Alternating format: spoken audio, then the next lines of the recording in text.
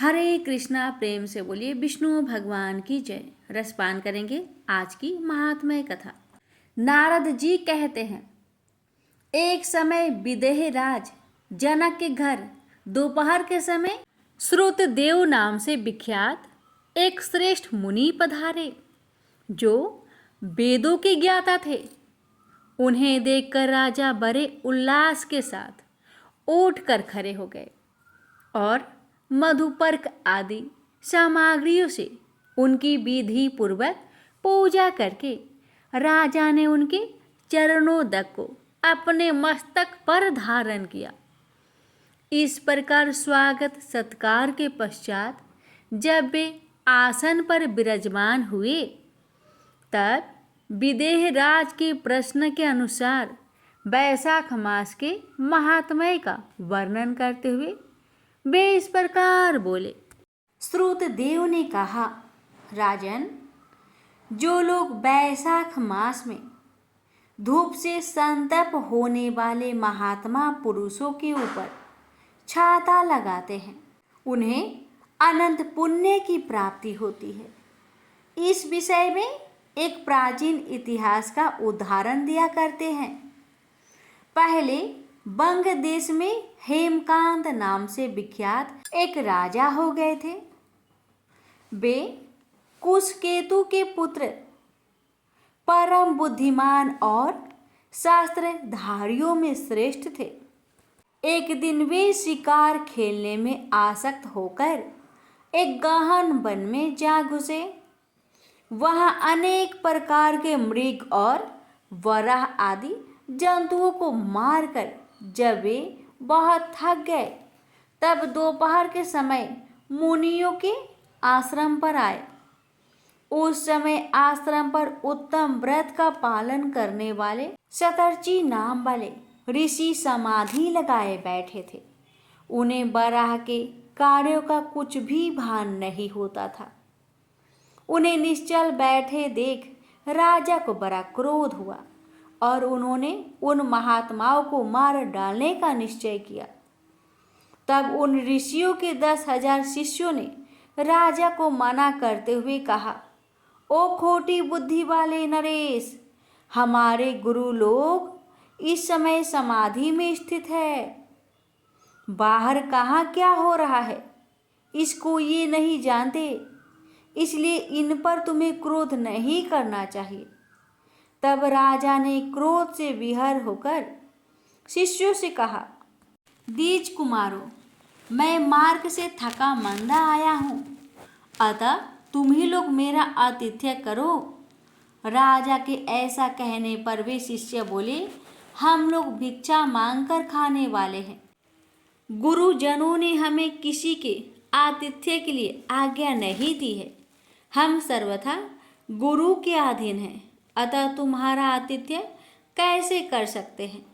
शिष्यों का यह कोरा उत्तर पाकर राजा ने उन्हें मारने के लिए धनुष उठाया और इस प्रकार कहा, मैंने हिंसक जीवों और लुटेरे के भय आदि से जिनकी अनेकों बार रक्षा की है, जो मेरे दिए हुए दानों पर ही पलते हैं, वे आज मुझे ही सिखलाने चले हैं। ये मुझे नहीं जानते, ये सभी कृतघ्न और बड़े अभिमानी हैं। इन आतातियों को मार डालने पर भी मुझे कोई दोष नहीं लगेगा। ऐसा कहकर वे कुपित हो धनुष से बाण छोड़ने लगे। बेचारे शिष्य आश्रम छोड़कर भय से भाग चले। भागने पर भी हेमकांत ने उनका पीछा किया और 300 शिष्यों को मार गिराया। शिष्यों के भाग जाने पर आश्रम पर जो कुछ सामग्री थी, उसे राजा के पापात्मा सैनिकों ने लूट लिया। राजा के अनुमोदन से ही उन्होंने वहां इच्छा अनुसार भोजन किया। तत्पश्चात दिन बीतते राजा सेना के साथ अपनी पुरी में आ गए। राजा कुशकेतु ने जब अपने पुत्र का अन्यायपूर्ण कार्य सुना, तब उसे राज्य करने के अयोग्य जानकर उसकी निंदा करते हुए उसे देश निकाला दे दिया। पिता के त्याग देने पर हेमकांत घने वन में चला गया। वहां उसने बहुत वर्षों तक निवास किया। ब्रह्म हत्या उसका सदा पीछा करती रहती थी, इसलिए वह कहीं भी स्थिरता पूर्वक रह नहीं पाता था। इस प्रकार उस दुष्ट आत्मा के 28 वर्ष व्यतीत हो गए।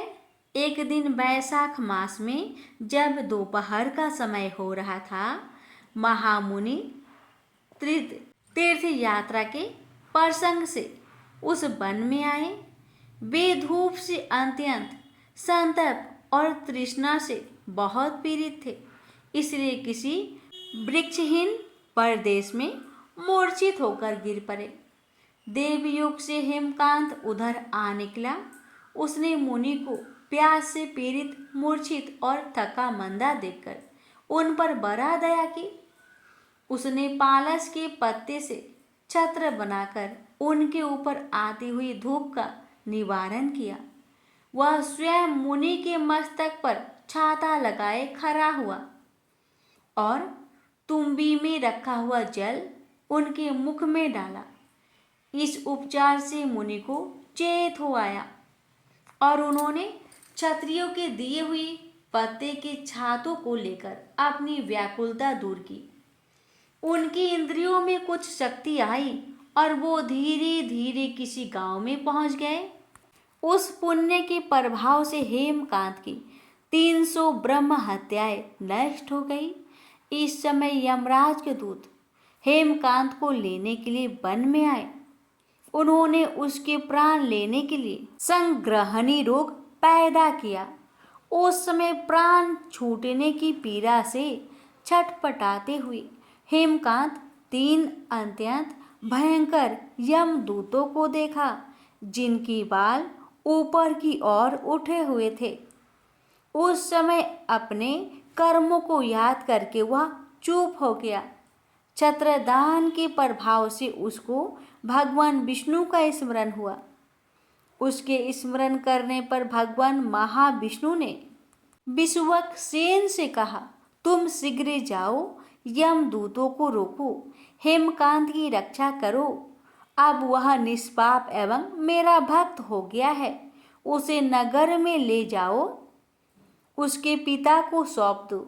साथ ही मेरे कहने से कुशकेतु को ये समझाओ कि तुम्हारा पुत्र अपराधी होने पर भी वैशाख मास में छत्र दान करके एक मुनि की रक्षा की है, अतः वह पाप रहित हो गया है।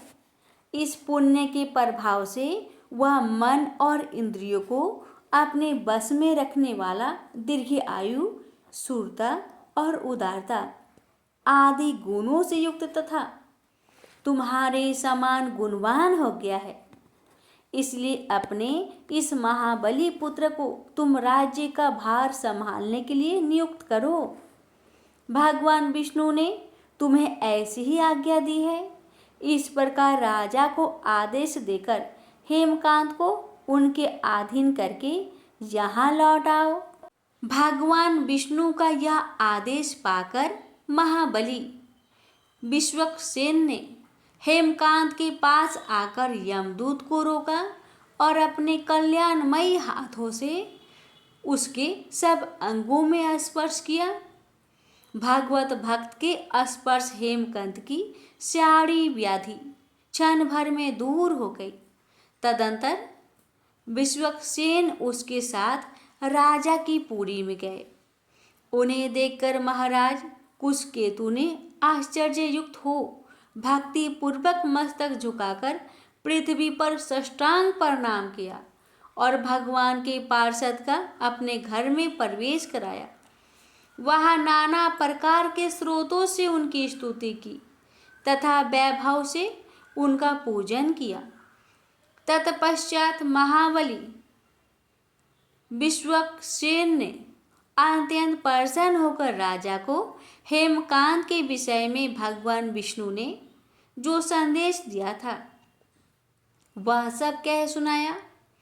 उसे सुनकर कुशकेतु ने पुत्र को राज्य पर बैठा दिया और स्वयं विश्वक्सेन की आज्ञा लेकर उन्होंने पत्नी सहित वन को प्रस्थान किया।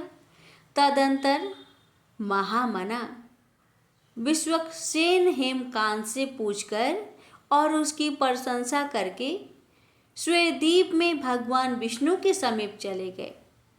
तब से राजा हेमकांत वैशाख मास में बताए हुए भगवान की प्रसन्नता को बढ़ाने वाले शुभ धर्मों का प्रतिवर्ष पालन करने लगे। वे ब्राह्मण भक्त, धर्मनिष्ठ, शांत, जितेंद्रिय, सब प्राणियों के प्रति दयालु और संपूर्ण यज्ञों की दीक्षा में स्थित रहकर सभी प्रकार की संपदाओं से संपन्न हो गए। उन्होंने पुत्र, पौत्र आदि के साथ समस्त भोगों का उपभोग करके भगवान विष्णु का लोक प्राप्त किया। वैशाख सुख से साध्य अतिशय पुण्य प्रदान करने वाला है। पाप रूपी ईंधन को अग्नि की भांति जलाने वाला परम सुलभ तथा धर्म, अर्थ, काम, मोक्ष चारों पुरुषार्थों को देने वाला है। प्रेम से बोलिए जय श्री हरि।